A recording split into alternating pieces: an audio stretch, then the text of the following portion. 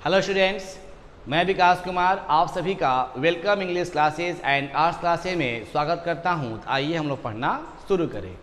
आज का जो सेशन हम लोग चलेंगे वो क्या चलेंगे, प्राचीन इतिहास। प्राचीन इतिहास यानी क्या, सिंधु घाटी सभ्यता हिस्ट्री चैप्टर नंबर 1, ये हम लोग आज चलेंगे और बहुत ही शानदार तरीके से उसको पढ़ेंगे ताकि आप सबको समझ में आ जाए। जब आप एग्ज़ाम में बैठे तो इससे जो जितने भी क्वेश्चंस आपके एग्ज़ाम में आए वो आपके सोल्व हो जाए। हालांकि ये 12th क्लास का सिलेबस है, बट आपके कंपटीशन लेवल में भी ये बहुत ही ज़्यादा काम आएगा। आइए देखते हैं और इसको समझ के पढ़ते हैं ताकि आपको दिमाग काम करे। तो यहाँ देखिए दिया गया है प्राचीन इतिहास, इसके बारे में थोड़ा देखेंगे, समझेंगे, जानेंगे क्या क्या बातें यहाँ पर होती है। ठीक है बाबू, चलिए। आप लोगों को मालूम होना चाहिए इतिहास 3 भागों में बटा हुआ है, प्राचीन, मध्यकालीन और आपका फिर क्या होता है तो आधुनिक। तो इसका नंबर 1 है, टॉपिक है आपका, लेसन नंबर 1 है ईंट, मनके तथा अस्थियां यानी क्या, हड़प्पा सभ्यता। यानी क्या, bricks, beads and the bones the Harappan civilisations, इसको हम लोग स्टडी करेंगे। ठीक बाबू, चलिए आइए देखते हैं क्या क्या होता है। चलिए, हाँ, ईंट, मनके तथा अस्थियां हड़प्पा सभ्यता, ये आपके टॉपिक का नाम है। आप इसको स्टडी कर लीजिएगा, देख लीजिएगा और जितना भी यहाँ हम बातें लिखेंगे आप सब क्या कीजिएगा, नोट कर लीजिएगा। ठीक है ना। आइए चलिए, पहला हम चलते हैं परिचय। किसी भी टॉपिक का क्या चलते हैं हम लोग, परिचय, इंट्रोडक्शंस क्या होते हैं, इसको समझेंगे ध्यान से। आज से लगभग 5000 वर्ष पहले सिंधु नदी के तट पर स्थित सिंधु घाटी सभ्यता थी, जो विश्व की प्रारंभिक 4 प्रमुख सभ्यताओं में से एक थी। विश्व की 4 प्रमुख सभ्यता कौन कौन, मेसोपोटामिया की सभ्यता, ईरान की सभ्यता, चीन की सभ्यता और हमारी क्या, सिंधु घाटी सभ्यता, उनमें से ये एक थी। ठीक बाबू। अब यह एक नगरीय सभ्यता थी, नगर, गांव वाला नहीं था, ये नगर वाला सभ्यता था। चूंकि पुरातात्विदों द्वारा सर्वप्रथम हड़प्पा नगर की खोज की गई, इसलिए इसे क्या कहा गया, हड़प्पा सभ्यता कहा जाता है।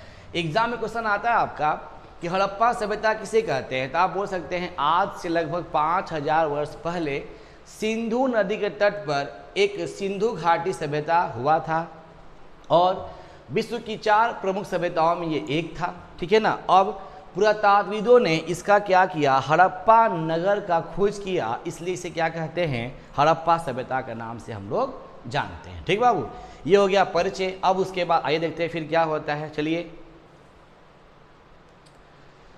अब था जानेंगे, हड़प्पा पंजाब के मांटोगोमरी जिले में स्थित है। कहाँ पर है, मांटोगोमरी जिला में स्थित है। हड़प्पा के पश्चात पुरातात्विदों ने इस सभ्यता के अन्य नगरों जैसे में क्या, मोहनजोदड़ो, चनहुदड़ो, लोथल, कालीबंगा, रंगपुर, रोपल, आलमगीरपुर इत्यादि अनेक नगरों की खोज की थी। बहुत सारे पुरातात्विदों मतलब क्या, जो इतिहास के बारे में जानकारी प्राप्त करते हैं, उन्होंने खोज की। अब यह पूरी सभ्यता एक त्रिभुजाकार क्षेत्र में फैला हुआ है। सभ्यता हो गया, कौन सा क्षेत्र में फैला हुआ है, त्रिभुजाकार क्षेत्र में फैला हुआ। आपके एग्जामिनेशन में आता है कि सिंधु घाटी सभ्यता किस क्षेत्र में फैला हुआ है, तो आप क्या बोल सकते हैं, त्रिभुजाकार क्षेत्र में क्या है, फैला हुआ है। ठीक बाबू, आशा करता हूं कि आपको सब समझ में आ रहा होगा। बहुत ही आसान टॉपिक है, आराम से पढ़ेंगे तो आपको आराम से आएगा। ठीक है। उसके बाद अभी मैंने बोला पुरातत्व क्या है, व्हाट इज आर्कियोलॉजी, पुरातत्व क्या है, देखते हैं। पुरातत्व वह विज्ञान है जिसके माध्यम से पृथ्वी के गर्भ माने पृथ्वी के अंदर छिपी हुई सामग्रियों की खुदाई करके अतीत के लोगों के भौतिक जीवन का ज्ञान प्राप्त किया जा सकता है। यानी पृथ्वी के नीचे छिपे हुए सामग्री को खोद करके अतीत यानी बीते हुए लोगों के बारे में जानकारी प्राप्त किया जा सकता है। उसके बाद पुरातात्विदों ने सिंधु घाटी के समीप उत्खनन करके जो पुरातात्विक सामग्री प्राप्त की है, उसी सामग्री के आधार पर हड़प्पा सभ्यता के प्रारंभिक नगरों की कहानी लिखी गई है। इतिहास और पुरातत्व का क्या है, एक घनिष्ठ संबंध है। यानी जो भी है हड़प्पा नगर खुदाई किया गया और जो सामग्री निकला उसी को क्या बोलते हैं, हड़प्पा सभ्यता के नाम से जानते हैं और उसी के बारे में अध्ययन हम लोग को यहाँ पर करना है। ठीक बाबू, बहुत ही आसान टॉपिक है, आराम समझेंगे, आराम से आ जाएगा। आप इसको नोट कर सकते हैं। चलिए नोट कर लीजिए आसानी से। आइए एग्जाम में आता है, देखिए यहाँ पे एक बना हुआ है आपका, यहाँ देखिए एक बना हुआ है आपका एक फिगर चित्र बना हुआ है। देखिए यहाँ पे बहुत कुछ बातें हैं, इसको कब समझेंगे, जरा सा पढ़ लेंगे तब इसको समझेंगे। ईंट, मन के तथा अस्थियाँ हैं, मोहनजोदड़ो, नगर नियोजन, हड़प्पा संस्कृति, सभ्यता का अंत, अतीत के बारे में खोजना, मुहरें, लिपि, सामग्री प्राप्त करना। फिर उसके बाद देखिए दिया गया है सामाजिक मतभेदों पर नज़र रखना। मृतकों को आमतौर पे गड्ढों में रखा जाता था, इनमें मिट्टी के बर्तन और क्या थे, आभूषण। इसको हम जब स्टडी करेंगे थोड़ा सा और पढ़ लेते हैं, इसके बाद इसको स्टडी करेंगे तो और आपको एकदम याद हो जाए। जैसे मान लीजिए क्या इसमें क्या आया, शहर मोहनजोदड़ो, इसका क्या था, नगर नियोजन बहुत ही उत्कृष्ट था। इसमें क्या क्या था, निचला शहर था, गढ़ था, उच्च शहर था, सुव्यवस्थित जल निकासी व्यवस्था अंतर्गत इसी में था। सामने आपको दिया गया, ठीक बाबू। चलिए अब थोड़ा यहां देखते हैं हम लोग, आइए। दिया गया है पुरातात्विक उत्खनन क्या होता है, आपको दिया गया आर्कोलॉजिकल एक्सप्लोरेशन, ये खुदाई क्या होता है, इसके बारे में थोड़ा समझेंगे जानेंगे। देखिए दिया गया है विभिन्न सभ्यताओं के प्राचीनतम का पता लगाता है। पुरातात्विक वस्तु जितनी गहराई पर प्राप्त होती है उतनी ही क्या होती है, प्राचीन होती है। आप जितना भी खोनेंगे, मिट्टी खनेंगे, उसमें से मान लीजिए खनते खनते बहुत सारी वस्तु प्राप्त हो जाती है, उसी को क्या बोलते हैं, पुरातात्विक, यानी कि प्राचीन वस्तु मालूम होता है। जैसे मान लीजिए घर बनाना है, आप देखते हैं ना मिट्टी इतना इतना भरते हैं आप लोग घरों में, गाँव में।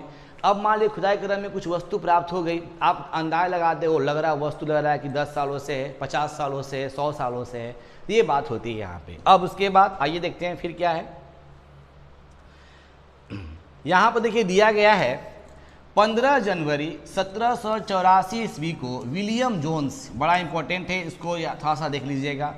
विलियम जोन्स ने कलकत्ता में एशियाटिक सोसाइटी की स्थापना किया था। किसने किया था, विलियम जोन्स ने। एग्जाम में क्वेश्चन से आता है।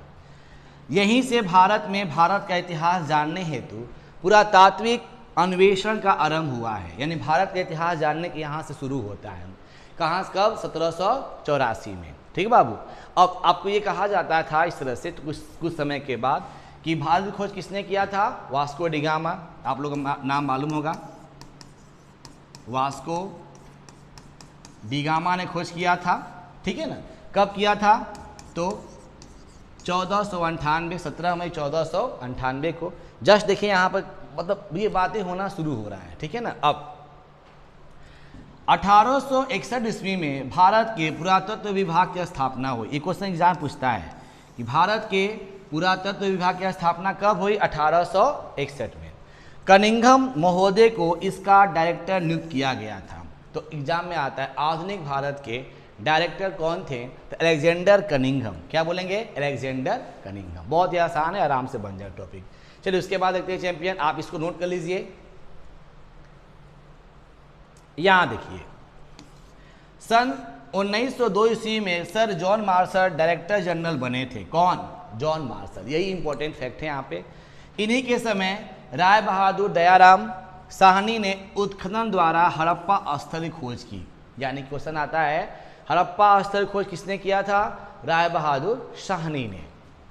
1924 ईस्वी में भारतीय पुरातत्व सर्वेक्षण के director general sir John Marshall ने समस्त विश्व के समक्ष, समस्त विश्व यानी पूरे विश्व के सामने नवीन सभ्यता यानी क्या, सिंधु घाटी सभ्यता की खोज की घोषणा कर दी। एग्जाम में आता है किसने घोषणा किया था, तो क्या बोलेंगे, सन जॉन मार्शल। हालांकि अलेक्जेंडर कनिंघम घूमे फिरे सब कुछ किए, बट ये पता नहीं लगाएं कि इसका नाम क्या है, सिंधु घाटी सभ्यता है। ठीक है बाबू, इसको आप कर लीजिए, बहुत इंपॉर्टेंट है।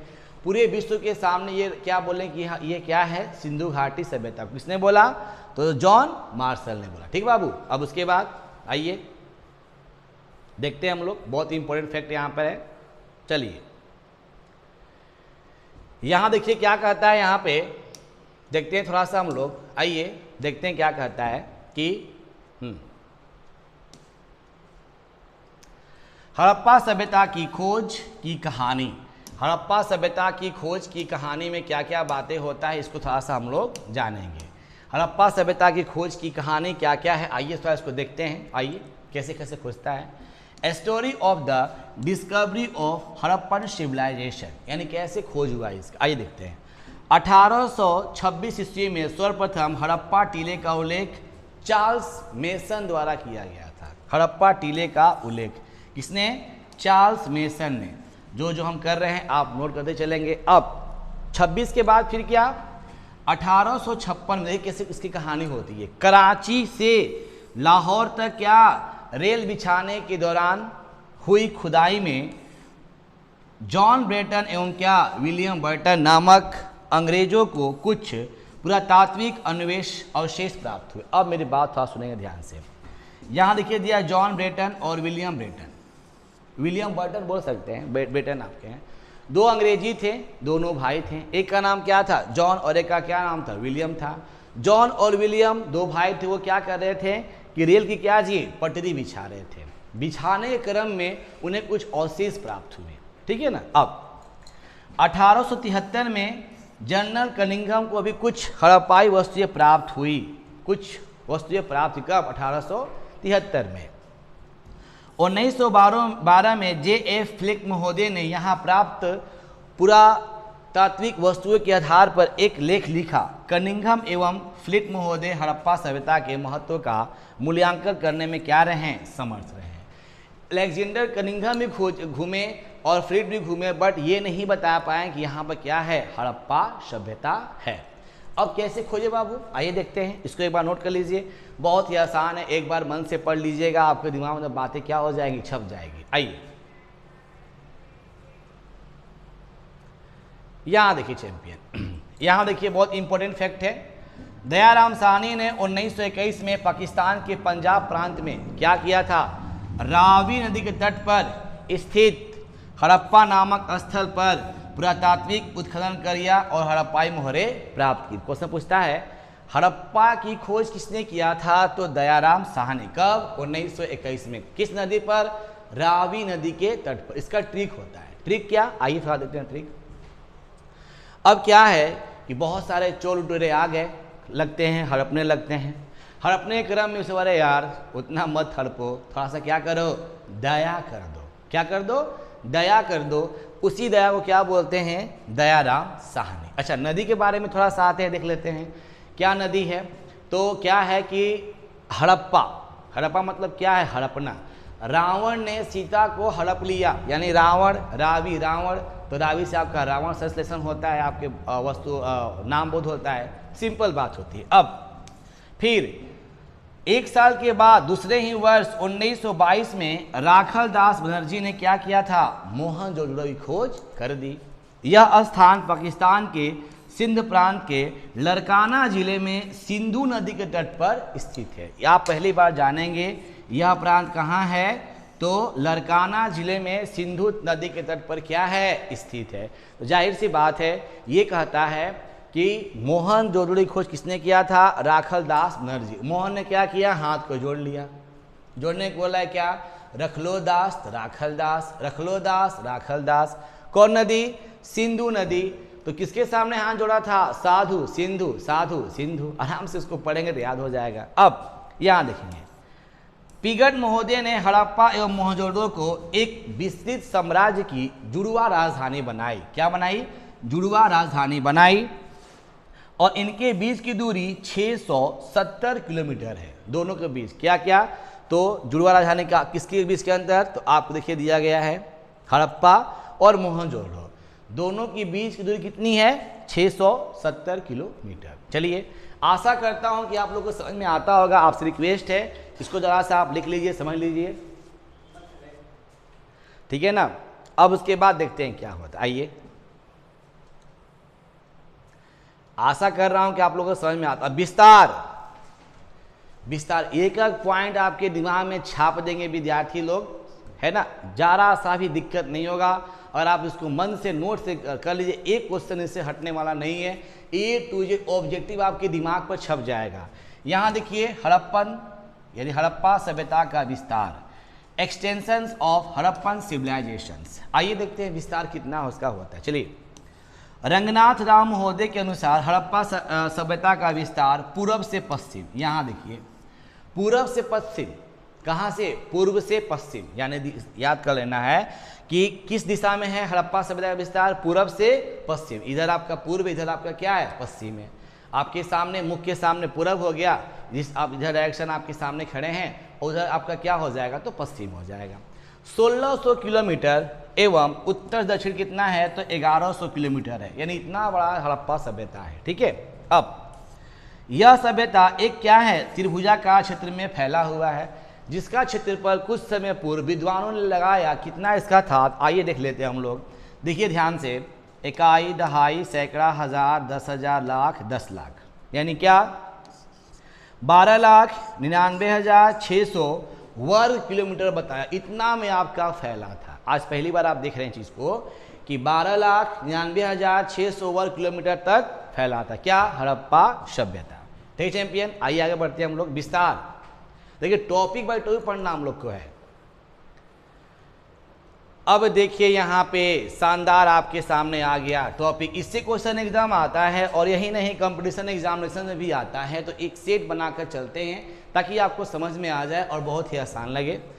हड़प्पा सभ्यता के विभिन्न प्रारंभिक नगरों का विवरण इस प्रकार। नगर था, नदी था, खोजकर्ता कौन किया, क्या क्या हुआ। एग्जाम में इससे आता है, ये सेट नंबर हमारा 1 है। इसके अनुसार चलते हैं, देखते हैं क्या क्या बातें इसमें यहाँ पर दिया गया है। आइए देखते हैं सेट नंबर 1, देखते हैं क्या क्या दिया। आइए देखते हैं चैंपियन, चलिए। क्रम संख्या यानी पहला, खोज का वर्ष 1921 में क्या हुआ? हड़प्पा नगर खोज हुआ, अभी बताया था आपको। स्थिति कहाँ है? पाकिस्तान में है। नदी कौन? रावी, वही बताया थे, सिंधु साधु आपका बताया था ना। हड़प्पा क्या हुआ? रावण ने सीता को हड़प लिया। जिला मांटोगोमरी और खोजकर्ता कौन हुआ? दयाराम साहनी। देखिए कितना आसान है, एकदम आपको एकदम दिमाग पर छप जाएगा, एग्जाम बहुत पूछता है ये सब। नंबर 2, एक वर्ष के बाद 1922 में मोहनजोदड़ो खोज हुआ। कहाँ पे है? सिंध, पाकिस्तान में, पाकिस्तान में है अधिकांश तौर पे। और कौन सा डिस्ट्रिक्ट आप, नदी कौन सा है? सिंधु साधु, सिंध नदी पर है। डिस्ट्रिक्ट आपका कौन सा है? लरकाना। कौन खोज किया था? राखलदास बनर्जी। 3 बातें इंपॉर्टेंट है, उसको आप याद कर लेंगे। ये आप नगर और एक नदी और एक क्या? खोज करता, ये एग्जाम में बहुत बार पूछता है, ये तीनों कंफर्म कर लें। ठीक बाबू। अब 1927 में क्या? सुत्काडेगोर कहाँ पे है? बलूचिस्तान में है। दास्क नदी किनारे, मकरान, आरेस्ट अस्टीन ने किया था खोजकर्ता। 1931 में क्या? चनहुदड़ो, ये इंपॉर्टेंट है। चनहुदड़ो कहाँ पे है? सिंधु घाटी में। नदी कौन है? सिंध। चनहुदड़ो सिंध आपका है। जिला कौन सा है? मोंटगोमरी, दोनों एक ही है आपका। तो मजमूदार ने इसकी खोज किया था। आप इसको ना कैसे याद करना पड़ेगा, 2-3 बार इसको जब रिपीट करेंगे ना अपने आप आ जाएगा। हम टिक लगाए हैं ना, नगर, नदी, खोज करता है, एग्जाम पूछता है बहुत सारे। 31 से 53 रंगपुर गुजरात भारत में, माबर, कठियावाड़। और कौन कौन किया था यहाँ पे? ब्रजवासी लाल एवं क्या? माधव स्वरूप वसनिक, इसका मतलब खोज किया था। अब हाँ, ये इंपॉर्टेंट कालीबंगा, अभी देखिए कंपटीशन एग्जामिनेशन में दिया था कालीबंगा। कहाँ पे है बाबू? तो राजस्थान। राजस्थान कहाँ पे है आपका? है भारत, आपको देखिए लिखा गया भारत। कौन सा नदी? सरस्वती। जिला गंगानगर और ब्रजवासी लाल। एग्जाम में आया था कालीबंगा किस राज्य में है? क्या मार देंगे? राजस्थान में। बहुत ही आसान क्वेश्चन है, यानी इसको 1 बार नहीं, 2 बार नहीं, 3 बार नहीं, कम से कम 5 बार रिपीट करेंगे, अपने आप क्वेश्चन आना शुरू हो जाएगा। ठीक बाबू, सेट नंबर 1 हो गया, आप इसको घर पे नोट कर लीजिएगा। अब उसके बाद सेट नंबर 2 के बारे में बात करते हैं। आइए, सेट नंबर 2, 1950 में रोपड़ नगर कहाँ है? पंजाब भारत में है। नदी कौन सा है? सतलज। जिला रोपड़। यज्ञदत्त शर्मा, कंफर्म आपके बताया था, अभी आप मेंशन कर लीजिएगा। यानी क्या? नगर, नदी के किनारे और खोज करता। ठीक है। उसके बाद 55 में कोट दीजी। कोट दीजी सिंध पाकिस्तान, सिंध में है। इसका जिला मालूम नहीं है, इसका मतलब मेंशन नहीं किया गया है। आपका फजल अहमद ये किए थे। अब उसके बाद ये देखिए इंपॉर्टेंट है, लोथल कहाँ है? गुजरात, एग्जाम में बहुत पूछता है। कौन सा? भोगवा, अहमदाबाद, SR राव। अब थोड़ा ट्रिक बताते हैं। लोथल, थल मतलब क्या होता है? भूमि, आपको पता है थल मतलब क्या होता है? भूमि। और भूमि पर लोग क्या लगाते हैं? भोग लगाते हैं। क्या लगाते हैं? भोग। तो यानी क्या? भोगवा यानी थल, लोथल यानी जमीन पर लोग क्या लगाते हैं? भोग लगाते हैं। बड़ा इंपॉर्टेंट है। आलमगीरपुर 1958, नंबर 10 आपका है। आलमगीरपुर उत्तर प्रदेश, हिंडन, मेरठ, यज्ञदत्त शर्मा, आप कंफर्म इसको डिस्कस करेंगे अपने आप आ जाएगा। देसलपुर गुजरात, सरस्वती कच्छ, हाँ देखिए यहाँ पे कच्छ जो है भारत का सबसे बड़ा जिला है। ये देखिए यहाँ पे एक इंपॉर्टेंट क्वेश्चन आपको याद हो जाएगा। कच्छ जो है भारत का सबसे बड़ा जिला है और केवी सौंदरराजन, कच्छ जो है कहाँ पर आता है? गुजरात में आता है। ठीक बाबू, सिंपल सी बात आपका है। मिथिलांचल, हरियाणा, प्राचीन यमुना, भिवानी और क्या? सूरजभान, ये सब आपके इंपॉर्टेंट्स हैं। आप इसको इंपॉर्टेंट आपके हैं सब, इसको एक बार नहीं 2-3 बार आप डिस्कस करेंगे तो अपने आप आना शुरू हो जाएगा। और क्यों नहीं आएगा? जब ये क्वेश्चन रहेगा तो उसमें आपको ऑप्शन देगा, तब से आप टिक लगा देंगे, है ना। चलिए उसके बाद सेट नंबर 3 देखते हैं, और भी थोड़ा सा है देख लेते हैं, इंपॉर्टेंट है सेट नंबर 3। आइए, 1972 में सुरकोतजा कहाँ पे? गुजरात में, इंपॉर्टेंट एग्जाम में आता है। ये पता नहीं है जिला कौन सा? कच्छ, जगपति जोशी ने किया था। बनवाली भी पूछता है, कहाँ बनवाली कहाँ है? हरियाणा राज्य में। ये सब आपके क्या है? भारत में है सब। देखिए भारत दिए थे आपको हम। कौन नदी है? सरस्वती। हिसार, रविंद्र सिंह बिष्ट, ये किए थे आपका। बनवाली, सरस्वती। 1982 में मांडा कहाँ पे है? जम्मू कश्मीर, चिनाब में, जम्मू। और जगतदीप जोशी एवं क्या? मधुबाला। इसको रिपीट करेंगे, बार बार पढ़ेंगे, अपने आप आ जाएगा। बोलेंगे इतना कैसे पढ़ेंगे? तो ये आपका हार्ड नहीं है, 4-5 बार इसको रिपीट करेंगे, अपने आप आना शुरू हो जाएगा। अब देखिए ये बहुत इंपॉर्टेंट है। धौलावीरा ये कहाँ है? गुजरात में है। लूनी मनसार नाला में है, भारूच जिला है। और विष्ट यानी रविंद्र सिंह बिष्ट ने इसकी खोज किया था। बहुत ही शानदार है, आप देख सकते हैं। उसके बाद बस थोड़ा सा और है, 2 और है। भगवानपुरा हरियाणा में है, सरस्वती नदी के पास से कुरुक्षेत्र, जहाँ पे कुरुक्षेत्र क्या हुआ था? वहाँ पे वहाँ पे महाभारत युद्ध चला था। कितने दिनों तक? 18 दिनों तक कुरुक्षेत्र के मैदान में महाभारत का युद्ध चला था। जगपति जोशी। राखीगढ़ी भी पूछता है एग्जाम में, कहाँ पे है? हरियाणा, जिंद। उसके बाद सूरजभान। ये सभी आपके लिए इंपॉर्टेंट है। इसको जब एक बार आप रिपीट करेंगे अपने आप आपको आना क्या हो जाएगा? शुरू हो जाएगा। एक बार फिर देख लेते हैं आपके एग्जाम के लिए कौन कौन सा इंपॉर्टेंट है, इसको मेंशन थोड़ा कर लेते हैं। चलिए, हड़प्पा इंपॉर्टेंट है, मोहनजोदड़ो, चनहुदड़ो, रंगपुर, कालीबंगा। उसके बाद रोपड़, लोथल। उसके बाद हाँ आलमगीरपुर भी इंपॉर्टेंट है। उसके बाद तीसरा में आते हैं बनवाली, धौलावीरा, राखीगढ़, सुरकोतजा, इंपॉर्टेंट ये सब है। तो मेंशन करेंगे अपने आप आ जाए। आइए थोड़ा देखते हैं अब नेक्स्ट टॉपिक। हड़प्पा सभ्यता का काल, पीरियड ऑफ हड़प्पन सिविलाइजेशन। इसका काल कब से कब तक कहा गया है? कौन कौन क्या क्या बोला? ये कब से कब तक इसका काल रहा, उसके बारे में थोड़ा देखेंगे, समझेंगे, जानेंगे। आइए देखते हैं। हड़प्पा सभ्यता के काल को लेकर विभिन्न विद्वानों में मतभेद है। मतभेद है मतलब क्या? एक मत नहीं है, अलग अलग उन लोगों का विचार है कि नहीं इस समय हुआ था, उस समय हुआ था। विभिन्न विद्वानों ने इस सभ्यता का काल नियमानुसार निर्धारित किया, कब से कब इसका काल था, कब से कब इसका काल था। ठीक है चैंपियन, आइए देखते हैं। देखिए यहाँ पे मेंशन किया गया है, इसको थोड़ा सा जान लेंगे जरा सा, और आपको हल्का सा दिमाग में बातें हो जाएंगे तो काम आपके चलेंगे। आइए देखते हैं। सर जॉन मार्शल कब? 2250 से 2750। ऑर्नेस्ट मैके 2800 से 2500 ईसा पूर्व, बीसी बोलते हैं हम लोग। बीसी एडी समझ लीजिए, बीसी को बोलते हैं बिफोर सेंचुरी और एडी को बोलते हैं एमिनो डोमिन। बीसी मतलब होता है ईसा पूर्व यानी ईसा मसीह के जन्म से पहले, और एडी मतलब ईसा मसीह के जन्म के बाद। माधव स्वरूप वध 2700 से 2500 ईसा पूर्व। ये राधा मुकुंद मुखर्जी 3200 से 2750। मतलब अपना अपना विचार लोग यहाँ देखिए दिए हुए, स्मिथ, व्हीलर अपना अपना विचार दिए हैं। किसको श्रेष्ठ माना गया, अब इसके बाद में थोड़ा समझेंगे ध्यान से। आइए देखते हैं चैंपियन, श्रेष्ठ किसको माना गया। ये देखिए कार्बन 14 पलती जो था, रेडियो कार्बन पॉलिसी 14 2500 से लेकर 1750 तक इसको माना गया है। ये इंपॉर्टेंट है, इसको आप टिक लगा लेंगे तो एग्जाम में क्वेश्चंस आते हैं। आइए हाँ ये देखिए यहाँ पे इंपॉर्टेंट कार्बन 14 पद्धति के बारे में थोड़ा सा बात हो रही है। इसमें से कार्बन 14 पद्धति विधि डॉक्टर व्हीलर द्वारा निर्धारित, ये एग्जाम में आता है। डॉक्टर व्हीलर द्वारा निर्धारित हड़प्पा सभ्यता की तिथि 2500 से लेकर 1750 ईसा पूर्व अधिकांश लोगों के द्वारा क्या जी मान लिया गया। यानी कब से कब? 2500 से 1750 तक। ठीक है बाबू, बहुत आसान है, इसको देख लेंगे आराम से आ जाए। अब एक क्वेश्चन आता है, कार्बन 14 पद्धति किसे कहते हैं? कौन?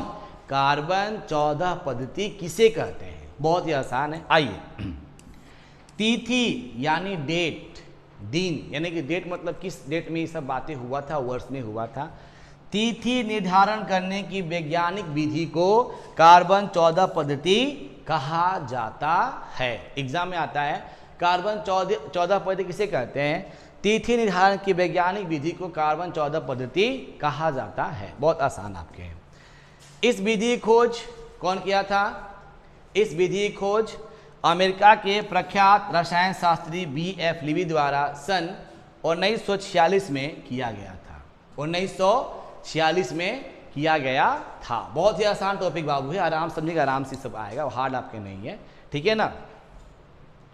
अब देखिए यहाँ पे वस्तु आ गया, आप परिचय पढ़े तो वस्तु पढ़े, वस्तु के बारे में पढ़ेंगे हम लोग। आपसे रिक्वेस्ट है, आप अपना थोड़ा सा मन लगाइए, ये सब टॉपिक जितने भी आपको दिया गए हैं आप इसको नोट करेंगे तो आपके लिए बहुत ही इंपॉर्टेंट रहेगा।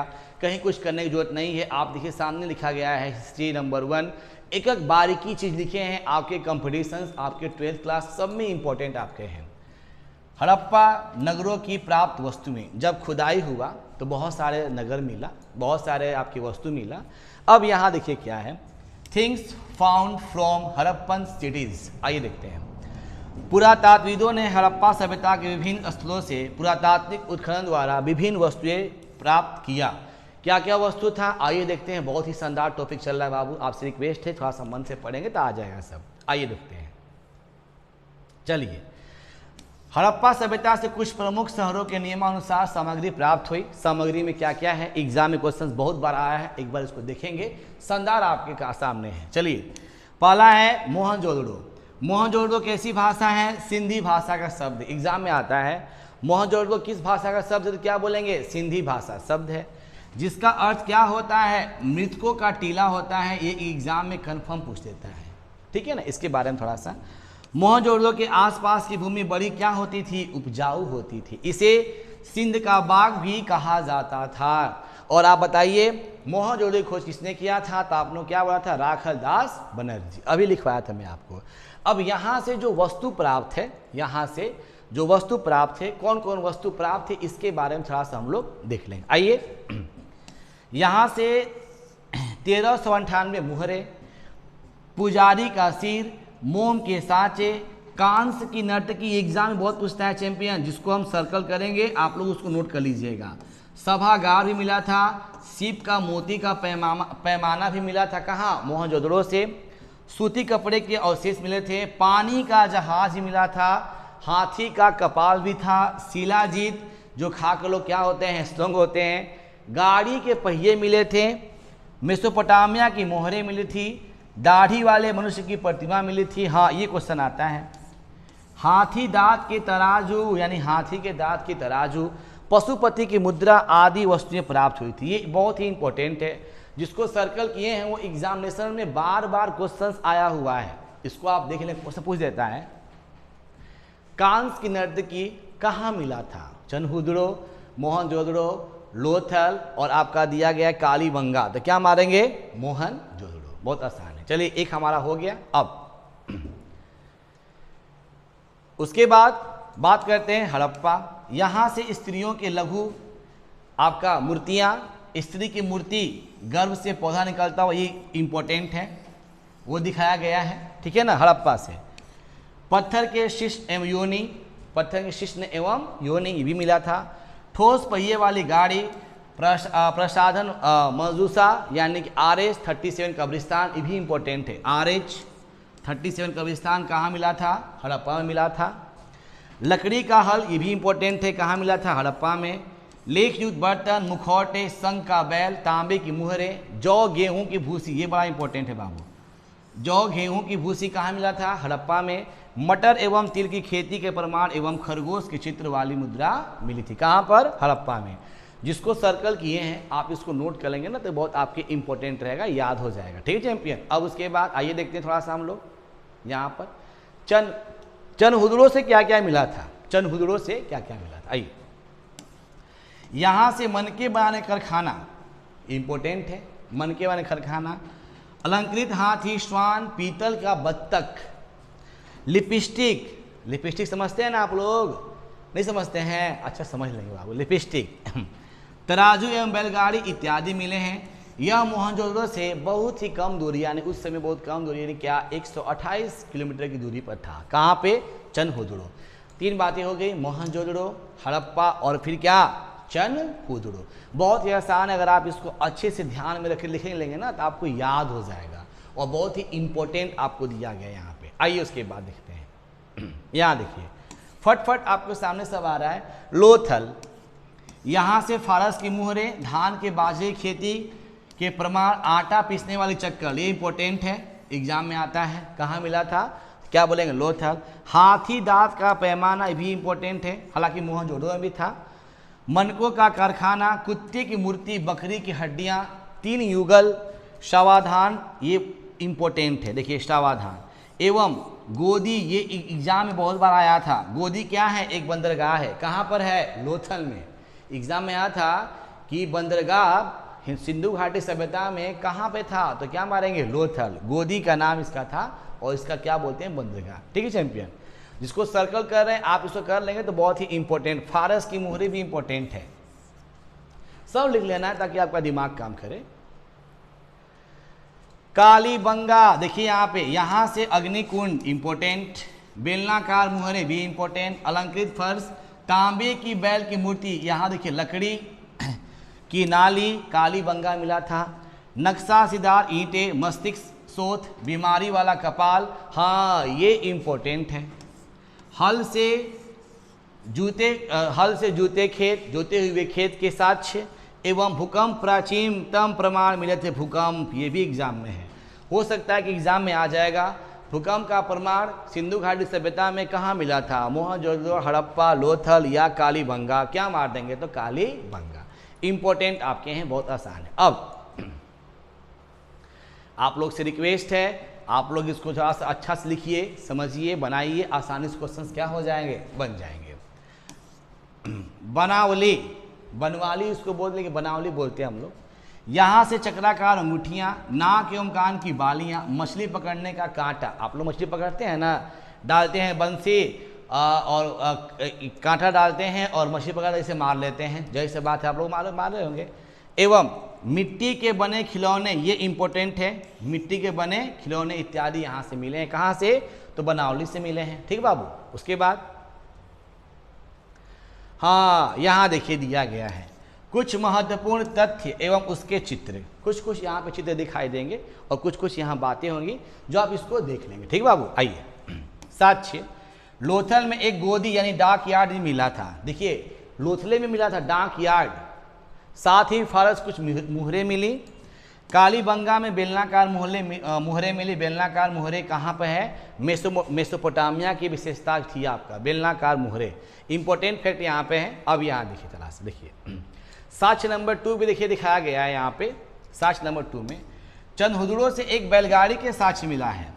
कालीबंगा से जोते हुए खेत का साक्ष्य मिला। देखिए यहाँ पे, यानी एक बैलगाड़ी है, बैलगाड़ी जाहिर से बात है, और कालीबंगा से हल से जोते हुए खेत का साथ। देखिए बैलगाड़ी, देखिए यहाँ फिगर देखिए मिला गया।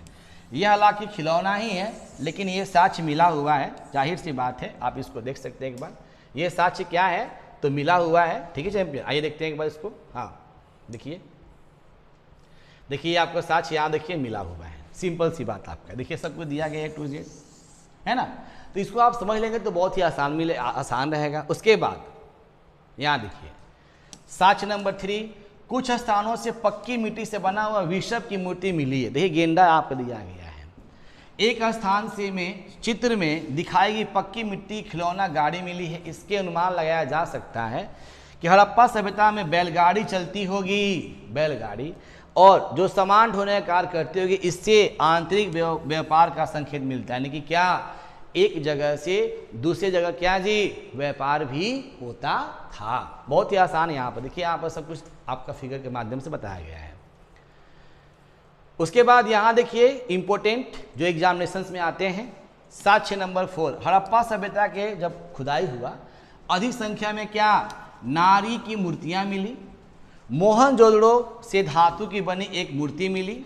यह आभूषण से क्या अलंकृत थी। इसे कुछ विद्वानों ने मातृ देवी की मूर्ति कहा। देखिए यहाँ पे मातृ देवी की मूर्ति यहाँ पर देखिए दिया गया, एक बार फिर देख लेते हैं। यहाँ पे देखिए, यहाँ पे मातृ देवी देखिए मूर्ति देखिए आपको देखिए दिया गया मूर्ति। मोहनजोदड़ो से ही एक अन्य नृत्य करती हुई मिट्टी की मूर्ति प्राप्त हुई, नृत्य करती हुई। इससे विद्वानों ने यह अनुमान लगाया कि हड़प्पा सभ्यता के परिवार क्या था, मातृसत्तात्मक। इंपॉर्टेंट है। अभी हमारा क्या है समाज, पितृसत्तात्मक। उस समय क्या था, मातृसत्तात्मक, यानी माता महान थी। यहाँ देखिए नृत्य करती, देखिए मूर्ति देखिए, यहाँ देखिए पूरा आभूषण देखिए युक्त आपकी देखिए मूर्ति देखिए दिया गया है, नृत्य की हुई। अब उसके बाद सीमा देखते हैं हम लोग, इम्पोर्टेंट है। कहाँ कहाँ सीमा, कहाँ पर इसका होता है, तो आपको मालूम होता है ईस्ट वेस्ट नॉर्थ साउथ, इस तरह से ईस्ट वेस्ट नॉर्थ साउथ, ये आपका सीमा हो गया। और इसके अंतर्गत ही सब बातें होती हैं, है ना बाबू। आइए, उत्तरी सीमा सरायखोला, गुमला घाटी, डाबरकोटा, उत्तरी सीमा उत्तर, ईस्ट वेस्ट नॉर्थ साउथ, है ना। दक्षिणी सीमा मालौर, ताप्ती नदी घाटी, भगवतराव, नर्मदा घाटी में आपका दिया गया इसका। पूर्व सीमा आलमगीरपुर, हिडसन नदी किनारे, ये एग्जाम में इंपॉर्टेंट है। कौन दिशा में है, पूर्वी सीमा में आलमगीरपुर। उसके बाद यहाँ देखिए दिया गया है पश्चिमी सीमा सुतगोड्डा, मकरान का समुद्री तट, ये इंपॉर्टेंट होता है आपका। बहुत ही आसान है, एक बार इसको देखिए, समझिए, बनाइए, लिखिए। लिखने से क्या होगा ना कि आपको सब एक नोट्स बन जाएगा, उसको बार बार पढ़ने से ना आपको याद हो जाएगा, ठीक है बाबू। अब उसके बाद हाँ, केंद्र देखते हैं कहाँ कहाँ पे है, किस किस भारत कौन कौन से राज्य में है, क्या पे केंद्र आप देखते हैं। जम्मू कश्मीर में अखुरन एवं मांडा प्रमुख केंद्र। पंजाब भारत में क्या, रोपड़ है, संघोल है। पंजाब पाकिस्तान में क्या है, हड़प्पा है, ये इंपॉर्टेंट है, सब इंपॉर्टेंट यहाँ पर है। गुजरात में क्या, रंगपुर, लोथल, सुरकोटदा, मालवा आपके हैं रोवड़ी। ये पूछता है लोथल कहाँ स्थित है, तो क्या बोलेंगे, गुजरात में। बहुत बार क्वेश्चन आता है एग्जामिनेशन, ठीक है चैंपियन, आसान है, एक बार देखें तो याद हो जाएगा। अब राजस्थान में क्या है, कालीबंगा, देखिए यहाँ पे हम नोट किए ताकि आपको फटफट याद हो जाए, तो एक लाइन में। उत्तर प्रदेश में आलमगीरपुर, ये भी इंपॉर्टेंट है। हरियाणा में क्या है, बनवाली, ये भी है। राखीगढ़ी आपका दिया गया है, मितानथल, बनवाली, राखीगढ़ी। बलूचिस्तान में पाकिस्तान में डाबरकोट, सुतकाडे गोर, ये आपका कहाँ है, बलूचिस्तान में, भी पढ़ लेंगे, इंपॉर्टेंट है। सिंध में मोहनजोदड़ो, कोटजी, आलमीराद, चनहुदड़ो इत्यादि, तो ये पूछता है चनहुदड़ो कहाँ है, सिंध पाकिस्तान में। इंपॉर्टेंट फैक्ट है, इसको एक बार देख लेंगे तो याद हो जाएगा। नगर योजना कुछ कुछ है जो पढ़ लेंगे, इंपॉर्टेंट फैक्ट आपके सामने आएगा और बहुत ही शानदार रहेगा। नगर योजना बहुत आसान है, एक बार देख लेंगे तो काम बनेगा आपका। आइए, टाउन प्लानिंग देखते हैं, टाउन प्लानिंग क्या होता है। आइए, हड़प्पा संस्कृति की सर्वप्रमुख विशेषता इसका क्या था, नगर नियोजन। ये जानेंगे, हड़प्पा सभ्यता का प्रमुख क्या था, नगर नियोजन। हड़प्पा एवं मोहनजोदड़ो की खुदाई के पूर्व तथा पश्चिम में दो टीले मिलते हैं। पूर्व तथा पश्चिम में मान लीजिए टीला ये हो गया, सपोज दैट, और ये रोड हो गया, और एक इधर टीला मिलता है। पूर्व टीला पर नगर तथा पश्चिम टीले पर दुर्ग स्थित होता था। नगर एवं दुर्ग, सिंपल सी बात होती थी बाबू। अब दुर्ग में संभवतः कौन लोग रहते थे, दुर्ग संभवतः शासक वर्ग के लोग रहते थे। दुर्ग में परीखा, प्रकार, द्वार, अटलाक, भुर्ज, टावर, राजमार्ग, प्रसाद, कोष्ठागार, सभा एवं जलाशय आदि वस्तु सभी तत्व इसमें मिले रहते थे। अब प्रत्येक नगर में दुर्ग के बाहर निचले स्तर पर ईंटों के मकान वाला नगर बनता था, जहाँ पे सामान्य लोग रहते। लेकिन दुर्ग में क्या, उच्च स्थित, दुर्ग मतलब क्या होता था, किला। बड़े बड़े किलों में महान लोग रहते थे, जो उस समय सिंधु घाटी सभ्यता के लोग थे, उच्च लोग थे। और नगर में दुर्ग के बाहर जैसे ही सामान्य लोग रहते थे, सिंपल सी बात। अब यहाँ देखिए कुछ विशेषता इसके बारे में दिया गया है, विशेषता देखते हैं क्या क्या दिया गया है विशेषता के बारे में। सड़क व्यवस्था इंपॉर्टेंट है, कुछ फैक्ट यहाँ पे बातें हैं, जरा सा जान लेंगे तो एकदम समझ में आएगा। सड़क व्यवस्था, मोहनजोदड़ो की एक प्रमुख विशेषता उसकी समतल एवं चौड़ी सड़कें थी, ये भी इंपॉर्टेंट है। इसकी मुख्य सड़क 9.15 मीटर चौड़ी थी, जिसे क्या पूर्वविदों ने राजपथ कहा था। राजपथ आज भी नाम है, 9.15 मीटर चौड़ी, यानी कि 9 लगभग 10 मीटर क्या जी चौड़ी। उसके बाद जल पद्धति के आधार पर नगर नियोजन होने के कारण सड़कें एक दूसरे को समकोण पर काटती थी, समकोण, ठीक है बाबू, जिससे नगर कई खंडों में विभक्त हो गया तथा इस पद्धति को क्या कहा गया है, ऑक्सफोर्ड सर्कस, एग्जाम में आता है, ऑक्सफोर्ड सर्कस का नाम दिया गया। इंपॉर्टेंट है, इसको आप नोट कर लेंगे तो आसान लगेगा बाबू। उसके बाद सड़कें मिट्टी की बनी थी। अरे भाई उस समय कहाँ पर था, उस समय कुछ था नहीं ना आपका, ये रोड मिट्टी पक्की मिट्टी सब था नहीं। इसकी सफाई समुचित व्यवस्था थी, गलियों की खुली तथा चौड़ी, गलियां खुली एवं क्या थी चौड़ी थी। कूड़ा इकट्ठा करने हेतु तो एक अंतराल पर गड्ढे खोए जाते थे अथवा कूड़ेदान में रखे जाते। उस समय कूड़ेदान में, इस समय पूछो मत, प्लास्टिक उठाए और तब से क्या जी रोड पर फेंक दिए, है ना बाबू। तो ऐसा नहीं करेंगे, उसको अच्छी तरह से रखेंगे हम लोग। उसके बाद चैंपियन आते हैं, 3-4 टॉपिक ही खत्म हो जाएगा ये। जल निकासी प्रणाली, जल कैसे निकलता था इसका, आइए। मोहनजोदड़ो के नगर नियोजन की एक और प्रमुख विशेषता थी यहाँ की प्रभावशाली जल निकासी। आज भी वही बात है जो हम लोग घरों में यूज करते हैं, ठीक है। यहाँ के अधिकांश भवनों में निजी कुएं, स्नानागार होते थे, सेम आपका है। भवन के कमरों, रसोई, स्नानागार, शौचालय आदि सभी का पानी एक छोटी सी नालियों से निकलकर गली की नालियों में आता है। आज भी देखिए अपने घरों में आप देखिए सब स्नानागार का पानी है, किचन का पानी है, आपका घर का पानी है, और बहुत सारा जो मतलब जहाँ से पानी निकलने वाली होती है एक नाली बनाया जाता है, और नाली क्या करता है रोड पर जाकर, जो मतलब नीचे नाली बना उसमें जाकर गली में मिल जाता है। सिंपल सी बात है। यहाँ देखिए दिया गया है, हाँ, गोली की नाली को मुख्य सड़क के दोनों ओर बनी पक्की नालियों से जोड़ दिया जाता था। दोनों ओर देखिए यहाँ पर जुड़ा हुआ है, दोनों ओर ये आपका नाली हो गया, ये दोनों ओर इसको क्या किया गया है तो जोड़ दिया गया है, ठीक है ना। दोनों ओर क्या किया गया है, इसको जोड़ दिया गया है। नालियों की सफाई एवं कूड़ा करकट को निकालने के लिए बीच में क्या जी एक होल बना दिया गया है, मेन होल मौखिक बोलते हैं, और ये सभी क्या जी बनाए गए थे। जाहिर सी बात है आज भी है। मान लीजिए देखिए ये आपका सड़क है, सड़क के आसपास ये नाली है, इसको जोड़ दिया गया है, संपर्क कर दिया गया है। अब इधर मान लीजिए घर बना हुआ है, इधर घर इससे संपर्क में है, इधर भी जस्ट आपका घर बना हुआ है, इससे आपके संपर्क में है ना। अब यहाँ पे नाली जो बना हुआ है ये सब आपका रोड आपका बगल में, तो यहाँ पे कहीं कहीं ज़रा सा होल कर दिया गया है ताकि उसको हटाकर इसमें जो कूड़ा करकट रहेगा उसको क्या जी निकाला जा सके, ठीक बाबू। अब उसके बाद स्नानागार 5 पॉइंट है, उसको देख लेंगे, ये बहुत इंपॉर्टेंट है। मोहनजोदड़ो का एक प्रमुख सार्वजनिक स्थल है यहाँ के विशाल दुर्ग, यानी क्या 54 गुणे 86 54.86 गुणे 33 मीटर स्थित विशाल स्नानागार है। बहुत बड़ा विशाल स्नानागार, बहुत बड़ा। यह 29 फुट 11 मीटर लंबा, समझिए कितना है आपका 23 फुट यानी क्या 7 मीटर आपका चौड़ा एवं 8 फुट यानी 2.2 मीटर क्या है गहरा है, बहुत ज़्यादा आपका है। इसमें उतरने के लिए उत्तर दक्षिण की ओर सीढ़ियाँ बनी हैं। स्नानागार का फर्श क्या है, पक्की ईंटों से बना था, ईंट बना था लेकिन पक्की ईंटों से बना था।